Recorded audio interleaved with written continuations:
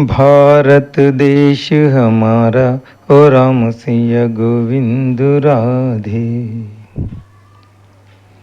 गंगा यही है यमुना यही है, गंगा यही है यमुना यही है, गोदावरी की धारा ओ राम सिया गोविंद राधे। गोदावरी की धारा ओ राम सिया गोविंद राधे। दसरा यही है होली यही है, दसरा यही है होली यही है, दीपावली की तारा ओ राम सिया गोविंद राधे। दीपावली की तारा ओ राम सिया गोविंद राधे।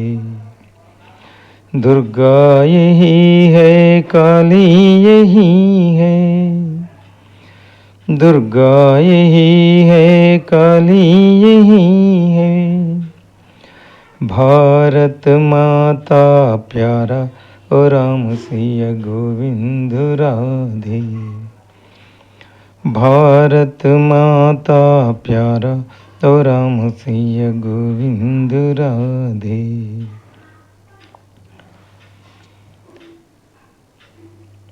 భారతదేశంలో ప్రతిరోజు ఓ పండగే, ప్రతి క్షణం పరమ పవిత్రమైనదే. మనం జరుపుకునే అనేక పండుగల్లో విజయదశమి అత్యంత ప్రధానమైనటువంటిది. దీన్నే దసరా అని కూడా పిలుస్తాం. విజయానికి ప్రతీకగా విజయదశమిని జరుపుకుంటాం. దసరా అంటే 10వ రోజు శరదృతువు ఆశ్వీజ మాస శుక్లపక్ష దశమి రోజు దసరా పండుగను జరుపుకుంటాం.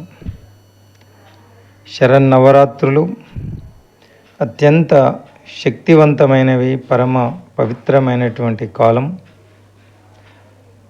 మనలోని తమోగుణం, రజోగుణం, సత్వగుణాలకు ప్రతీకగా ఈ శరన్నవరాత్రులను జరుపుకుంటాం.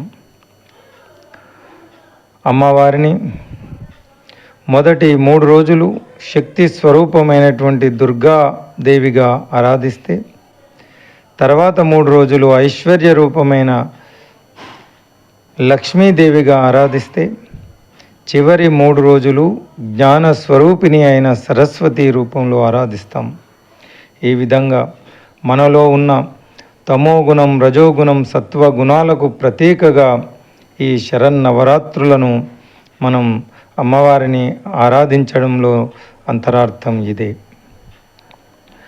చెడుపై మంచి సాధించినటువంటి విజయానికి ప్రతీక ఈ విజయదశమి.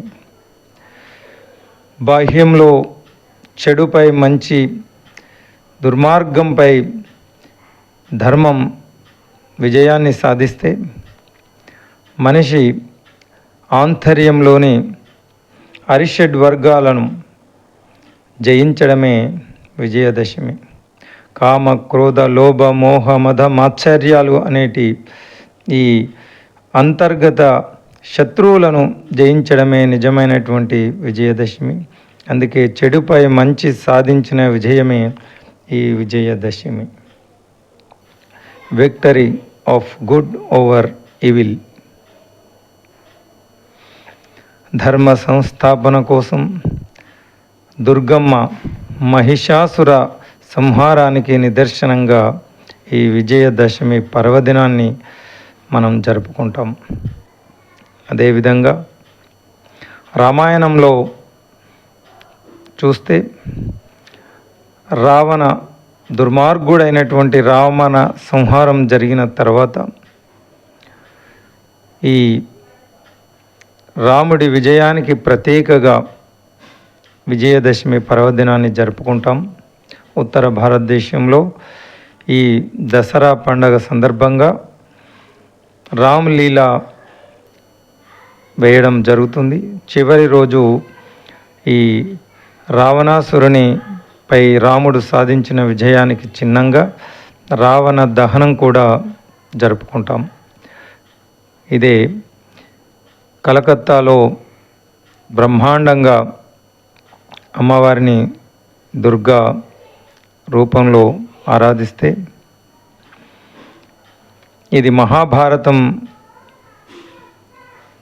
మనం ఈ దసరా పండుగ గురించి మహాభారతంలో దీని ప్రస్తావన, పాండవులు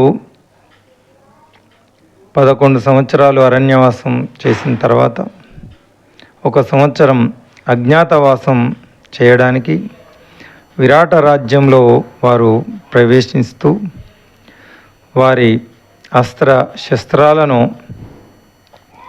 శమీ వృక్షంపై ఉంచి వెళ్తారు. దానికి పూజ చేసి శమీ వృక్షంపై వాటిని సురక్షితంగా కాపాడమని చెప్పి ఉంచుతారు. ఇక సంవత్సర కాలం అజ్ఞాతవాసం విరాట రాజ్యంలో జరిగిన తర్వాత ఈ కౌరవులు పాండవులు విరాట రాజ్యంలో ఉన్నారని చెప్పి గుర్తించి అన్ని వైపుల నుండి దాడి చేస్తారు. అందులో ప్రధానమైనటువంటిది ఉత్తరం వైపు ఉన్నటువంటి గోవులను అపహరించి వెళ్తూ ఉంటే అర్జునుడు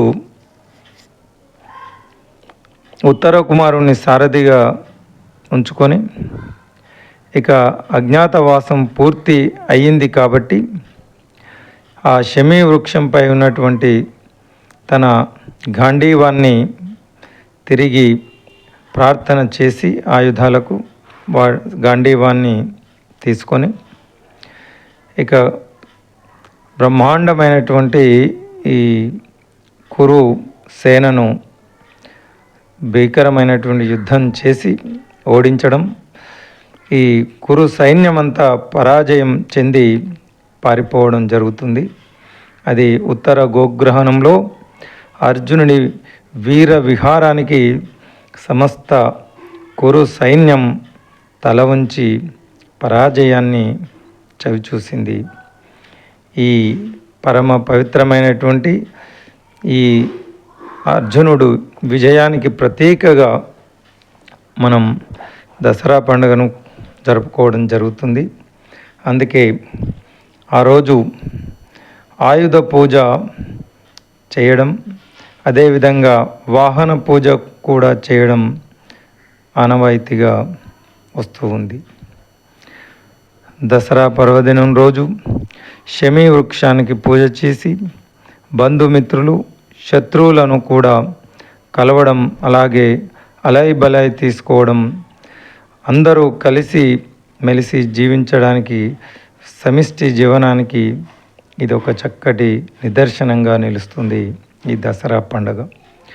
శత్రువులైన ఆ రోజు కలిసి వారు మిత్రులుగా మారే చక్కటి అవకాశం ఈ దసరా పండుగ మనకు కల్పిస్తుంది. శమీ వృక్షానికి ఒక ప్రత్యేకత ఉంది.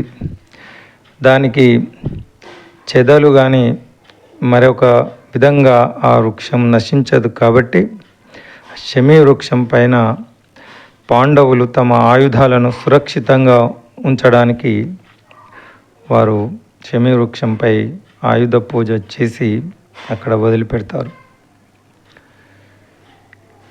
కలకత్తా నగరంలో అయితే ఈ శరన్నవరాత్రులు, అమ్మవారిని దుర్గా పూజ చాలా అత్యంత బ్రహ్మాండంగా జరుపుకోవడం జరుగుతుంది.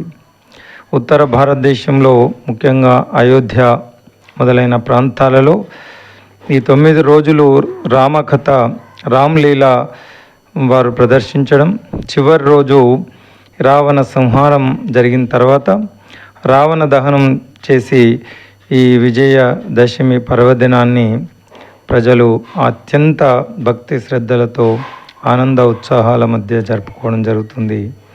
ఇక దక్షిణ భారతదేశానికి వస్తే మైసూర్లో అత్యంత వైభవోపేతంగా ఈ మైసూరు మహారాజా ప్యాలెస్లో దసరా ఉత్సవాలు చాలా ఆ, మ్, మ్, అత్యంత ప్రాముఖ్యతతో ఇది జరుపుకోవడం జరుగుతుంది. కేవలం భారతదేశంలోనే కాదు, ఈ దసరా విజయదశమి నేపాల్లో కూడా అత్యంత భక్తి శ్రద్ధలతో ఈ విజయదశమి దసరా ఉత్సవాలు జరుపుకుంటే, ప్రపంచవ్యాప్తంగా కూడా ఈరోజు దసరా విజయదశమి పర్వదినాన్ని జరుపుకోవడం జరుగుతుంది. మిత్రులారా, ఇది చారిత్రాత్మకంగా అనేక నేపథ్యం ఉన్న ఈ దసరా రామాయణ మహాభారత కాలాన్ని మనం గుర్తు చేసుకుంటూ జరుపుకోవడం. దానికి ముందు ఈ రాక్షస సంహారం, మహిషాసుర సంహారం చేసి లోకాలను కాపాడి ధర్మ సంస్థాపన చేసినటువంటి ఆ మహిషాసురమర్ధిని, శక్తి స్వరూపిణి అయినటువంటి అమ్మవారిని ఆరాధిస్తూ ఈ పండుగను జరుపుకోవడం. ఇక ఆధ్యాత్మికంగా మనిషి